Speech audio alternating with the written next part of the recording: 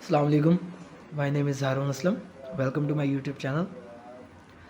आज जो टॉपिक हम डिस्कस करने जा रहे हैं वो है software development life cycle and it's models. Types कह लें, मॉडल्स कह लें। So let's continue. सबसे पहले व्हाट इज़ एसडीएलसी। एसडीएलसी होता क्या? सो एसडीएलसी आपके पास सॉफ्टवेयर डेवलपमेंट का एक ऐसा प्रोसेस है जो कि सॉफ्टवेयर को प्लान करने में, टेस्ट करने में, डिप्लॉय मेंटेन करने में और एनालिसिस करने में हेल्प करता है। एसडीएलसी के मुताबिक एक सॉफ्टवेयर को डेवलप करने के लिए उसको कई स्टेज में डिवाइड किया जाता है, जिससे टीम्स को सिस्टमेटिक अप्रोच, जो डेवलपर टीम्स होती हैं उनको सिस्टमेटिक अप्रोच और सॉफ्टवेयर को एफिशिएंटली डिलीवर करने में हेल्प होती है। Let's continue. यहाँ पे देखें, software development life cycle is a framework that defines the process used by teams to plan, develop and deploy the software. ठीक है, ये एसडीएलसी इंश्योर करता है कि जो सॉफ्टवेयर डेवलपमेंट का प्रोसेस है उसको आप छोटे छोटे पार्ट्स में ब्रेक डाउन करें ताकि आपका जो जितने भी आपके फेजेस बने ना वो मैनेजेबल हों। ठीक है, इससे ये होता है कि आपको जो डिज़ायर्ड आउटकम चाहिए होता है ना वो आपको मिल जाता है। सो ये तो हो गया एसडीएलसी। नाउ एसडीएलसी मॉडल क्या होता है? एसडीएलसी मॉडल एक ऐसा फ्रेमवर्क होता है जिसमें हम सॉफ्टवेयर को कई फेजेस के थ्रू हम डेवलप करते हैं। हम इसमें मूव करते हैं फेज़ बाय फेज़ और हम सॉफ्टवेयर को डेवलप कर लेते हैं अनटिल हमें डिज़ायर्ड आउटकम मिल जाता है। देखें, SDLC model is the structured framework जो कि आपको सॉफ्टवेयर के फेजेस को डेवलप करने में, प्लान से डिज़ाइन, टेस्टिंग, डिप्लॉयमेंट करने में हेल्प करता है। वही उसी तरह के, क्योंकि ये एसडीएलसी का एक मॉडल होता है तो इस वजह से आपको ये वही चीज़ है जो एसडीएलसी में है, बट मैं मेक श्योर करना चाह रहा था कि आपको एसडीएलसी और एसडीएलसी मॉडल के बारे में पता हो। तो ये इंश्योर करता है कि सॉफ्टवेयर की क्वालिटी और मैनेजमेंट जो है ना through out the project life cycle वो आपकी कांस्टेंट रहे और आपको जो डिज़ायर्ड आउटकम है वो मिल जाए।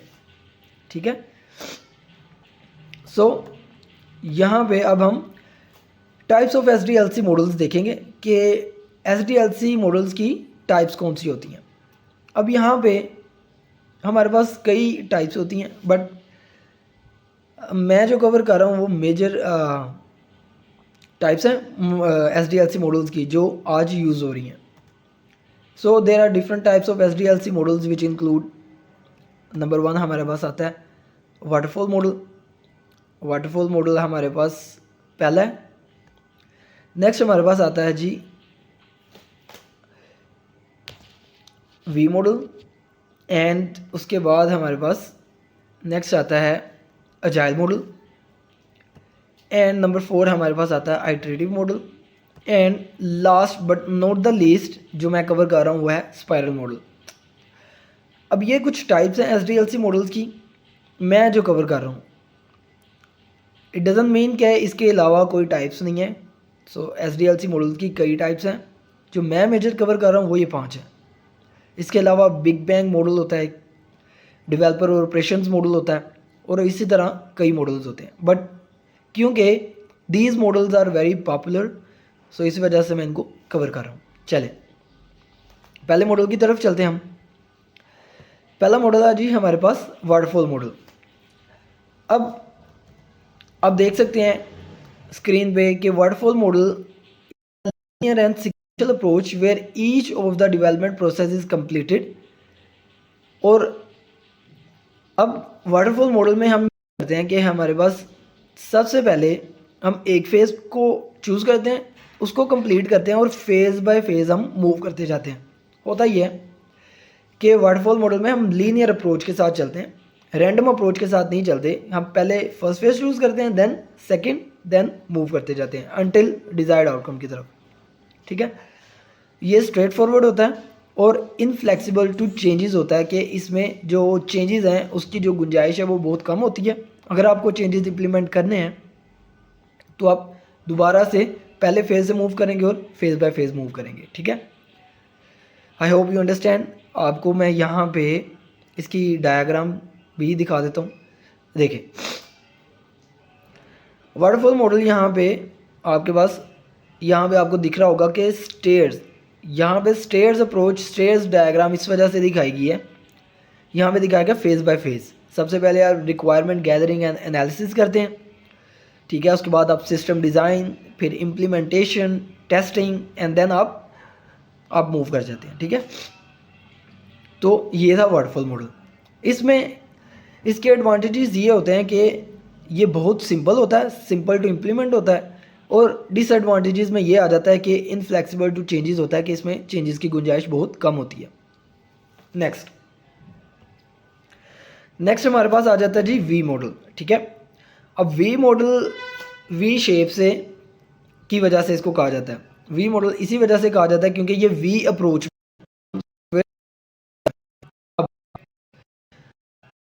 ये देखिए मॉडल की एक एक्सटेंशन होता है जो कि वेरिफिकेशन और वैलिडेशन पे एट द सेम टाइम जब प्रोसेस को हम कर रहे होते हैं, चल रहे होते हैं, तो दोनों को एम्फसाइज करता है एट द सेम टाइम।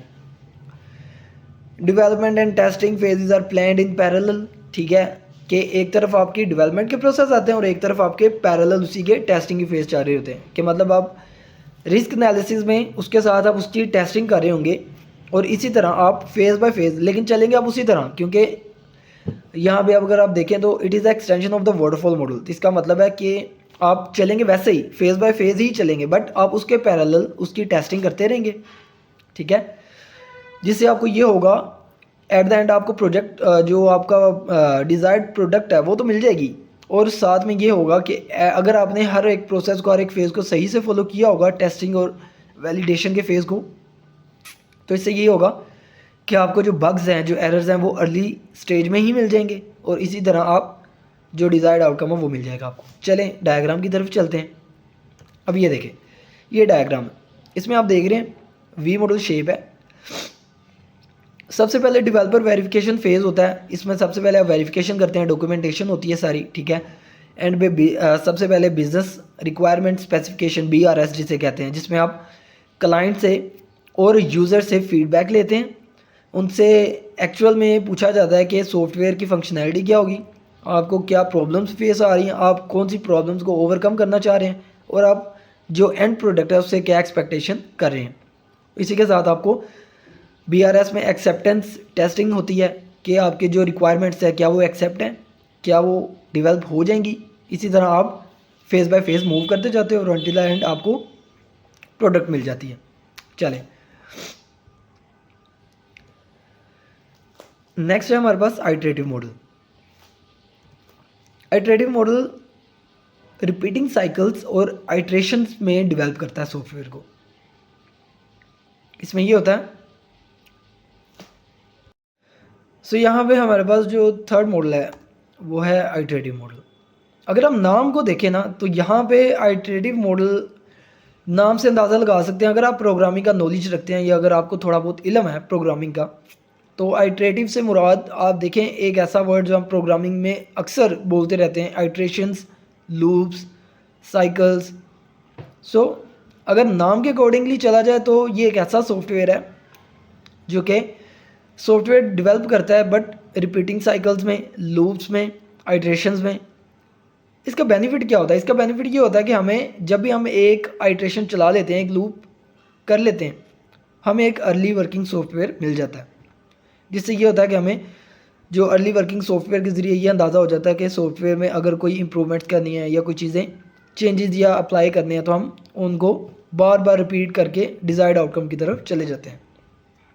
सो यहाँ पे अगर मैं आपको दिखा सकूँ तो देखिए, focus is on repeating cycles, iterations, development, ठीक है।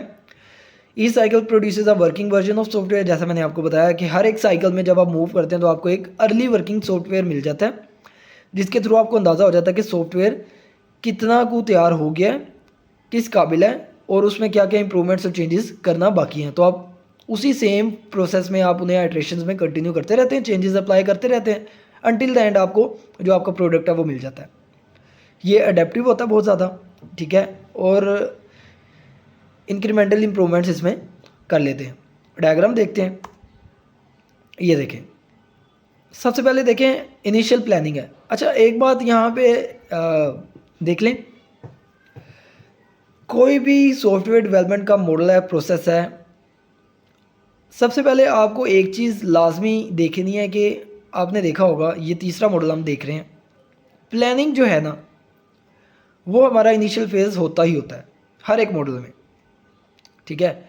आप प्लानिंग कह लें, आप रिक्वायरमेंट्स गैदरिंग कह लें, तो ये आपने सबसे पहले करना होता है। अगर आपको पता ही नहीं होगा आपने क्या बनाना है, आप क्या एक्चुअल में बनाने जा रहे हैं, फंक्शनैलिटीज़ क्या होंगी, ठीक है। अगर आप अपने ही क्लाइंट हैं खुद के, अगर आपने खुद कोई अपना एक ऐसा सॉफ्टवेयर बनाना है जो आपके पर्सनल यूज़ के लिए है, देन इट्स ओके। लेकिन फिर भी आपको राइट डाउन करना पड़ेगा कि आपकी क्या क्या रिक्वायरमेंट्स हैं, कैसा सॉफ्टवेयर चाहिए, आपको सोचना पड़ेगा। बट यहाँ पे मैं आपको ब्रॉड अप्रोच में लेके जा रहा हूँ, जिसमें मैं आपको हम कंसिडर करेंगे क्लाइंट को, यूज़र के फीडबैक को, हम उनसे रिक्वायरमेंट गैदरिंग करेंगे, प्लानिंग करेंगे, इनिशियल प्लानिंग, उनसे पूछेंगे कि आपको कौन सी प्रॉब्लम्स आ रही हैं, क्या आप कौन सा प्रोडक्ट आपको चाहिए, फंक्शनैलिटीज़ क्या होंगी, डॉक्यूमेंटेशन करेंगे आप, और ये सारी चीज़ें। सो ये एक चीज़ तो आपको पता चल जाएगी कि सबसे पहले हमने प्लानिंग करनी होती है सॉफ्टवेयर को डेवलप करने में, ठीक है। डायग्राम में देखें, प्लानिंग के बाद आपकी इनिशियल प्लानिंग के बाद एक्चुअल प्लानिंग जाती है, ठीक है।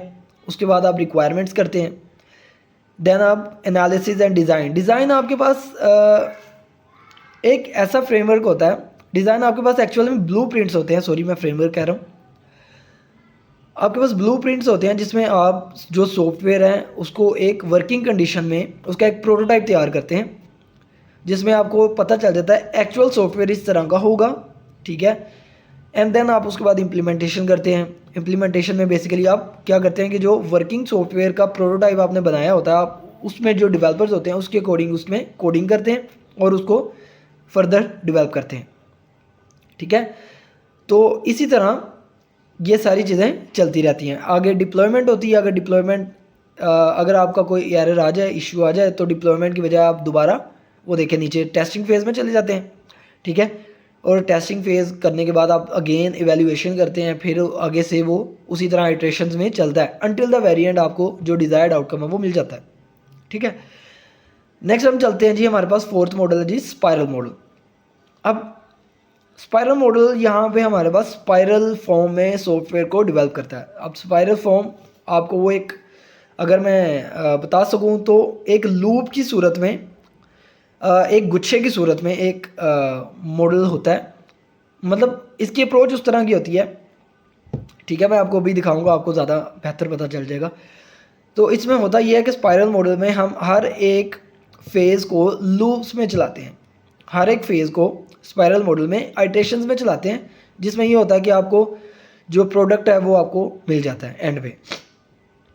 देखें वो कह रहा है जी कि combine the iterative development with a focus on risk analysis, ठीक है। आइटरेटिव डेवलपमेंट जो होती है उनको कंबाइन करता है और रिस्क एनालिसिस पे ज़्यादा फोकस करता है। ये एक्चुअल में स्पाइरल मॉडल जो आपका होता है ना, ये रिस्क ड्रिवन सॉफ्टवेयर होता है और इसमें हाई रिस्क होता है, यानी कि जो ऐसे सॉफ्टवेयर डेवलप होते हैं जो बहुत ही हाई रिस्क होते हैं, जिनमें हाई रिस्क इन्वॉल्व होता है, ठीक है। यहाँ पे 4 मेजर फेजेस होते हैं इसके, planning, risk analysis, engineering and आपका देन आपका एंड पे आता है एवेल्यूएशन, ठीक है। सो ये लार्ज कॉम्प्लेक्स प्रोजेक्ट के लिए यूज़ होता है। अगर मैं आपको डायग्राम दिखा सकूँ तो देखें, स्पाइरल मॉडल में सबसे पहले फेज़ आपका प्लान आता है। जैसे मैंने आपको बताया कि हर एक मॉडल में स्टार्टिंग फेज़ आपका प्लानिंग ही होती है, ठीक है। ऑब्वियस ही बात है कि अगर आपको प्लानिंग सबसे पहले आपको पता होगा कि आप क्या चीज़ बनाने जा रहे हैं तो आप बनाएंगे ना। सो प्लानिंग के फेज़ को आप लूप्स में आइटरेटिव में चलाते हैं। उसके बाद आपका रिस्क एनालिसिस फैक्टर आता है, इंजीनियरिंग आता है। इंजीनियरिंग में आपको मज़ीद उन्होंने देखें डिवाइड किया हुआ है डिज़ाइन में, कोडिंग में, इंटीग्रेशन में और टेस्टिंग में, ठीक है। यहाँ पे उन्होंने इंजीनियरिंग पूरा एक फेज़ ले लिया और उसको सब फेजेस में डिवाइड कर दिया। देन इवैल्यूएशन होती है और आपका अनटिल द वेरी एंड, जब तक आइट्रेशंस तब तक चलती हैं जब तक सॉफ्टवेयर आपको मिल नहीं जाता। नेक्स्ट हमारे पास अजाइल मॉडल आता है। अच्छा देखें guys, agile model is one of the popular and very usable model in the market today. ये मार्केट में सबसे ज़्यादा यूज़ होता है। ठीक है, क्यों यूज़ होता है? अजाइल मॉडल सबसे पहले आपके पास इसमें हम जो सॉफ्टवेयर डेवलपमेंट है उसको इस तरह, उसकी अप्रोच इस तरह रखते हैं कि हम जो डेवलपमेंट का प्रोसेस होता है छोटे छोटे फेज़ में हम डिवाइड करते हैं, और हम साथ साथ उसमें एक डेडलाइन दे दी जाती है छोटे छोटे फेजेस की। छोटा फेज़ सबसे पहले फेज़ करें, प्लानिंग का एक फ़ेज़ है, उसकी एक डेडलाइन है, आप उसको कंप्लीट करेंगे, पूरी टीम उसको कंप्लीट करेगी, देन अगले फेज़ पे मूव करेगी। ठीक है, इसी तरह ये बहुत ज़्यादा अप्रोचेबल है और ये बहुत ज़्यादा फ्लेक्सिबल है। ठीक है, इसमें कोई चेंजेस करनी हो तो आप स्टार्ट में ही कर लेते हैं। अब यहाँ पे देखें, अब कह रहे हैं जी कि flexibilities, collaboration, delivery of functional software. ठीक है, पूरी टीम एक ही काम करती है। ये होता है कि वो आपका फौरी डेवलप हो जाता है और उसके बाद आप नेक्स्ट फेज़ पे मूव करते हैं। सो यहाँ पे देखें, projects are broken into small manageable units called sprints. Sprints basically आपने देखा होगा कि स्प्रिंट्स बेसिकली फास्ट पेस को कहते हैं। जब आप दौड़ना शुरू करते हैं तो आप बेसिकली स्प्रिंट ही कर रहे होते हैं। And work iteratively to refine and enhance based on the feedback and changing requirements. ठीक है, अब यहाँ पे देखें, इसकी जो हमारे पास डायग्राम में अगर आप देखेंगे तो अजाइल मॉडल में देखें, सबसे पहले आप प्लानिंग करते हैं, उसके बाद आप डेवलपमेंट करते हैं। ठीक है, प्लानिंग करते हैं, रिव्यू करते हैं, डिप्लॉय। ठीक है, तो इसी तरह यहाँ पे हम प्लानिंग करते हैं, प्लानिंग के बाद हम डेवलप करते हैं। देखें, ये आपका जो आइटरेशन चल रही है राइट साइड से, डेवलप, टेस्टिंग, डिप्लॉय, रिव्यू, और देन भी आपको डिप्लॉयमेंट कर देते हैं। आपका लास्ट प्रोजेक्ट आपका जो भी है वो मिल जाता है। ठीक है, सो ये थे कुछ मॉडल्स जो SDLC के आज हमने कवर किए। हमने सबसे पहले देखा SDLC होता क्या है, कि ऐसा फ्रेमवर्क, ऐसा प्रोसेस होता है सॉफ्टवेयर को डेवलप करने का, जो कि हमें बताता है कि सॉफ्टवेयर को डेवलप, टेस्ट, मेंटेन किस तरह किया जाए। और ये SDLC के मुताबिक आप मेक श्योर करते हैं कि आपका जो सॉफ्टवेयर है वो एफिशिएंटली डिलीवर हो आपके यूज़र एंड पे या क्लाइंट को। ठीक है, इस तरह हमने देखा वाटरफॉल मॉडल क्या होता है, आइटरेटिव मॉडल क्या होता है, अजाइल मॉडल क्या होता है, वी मॉडल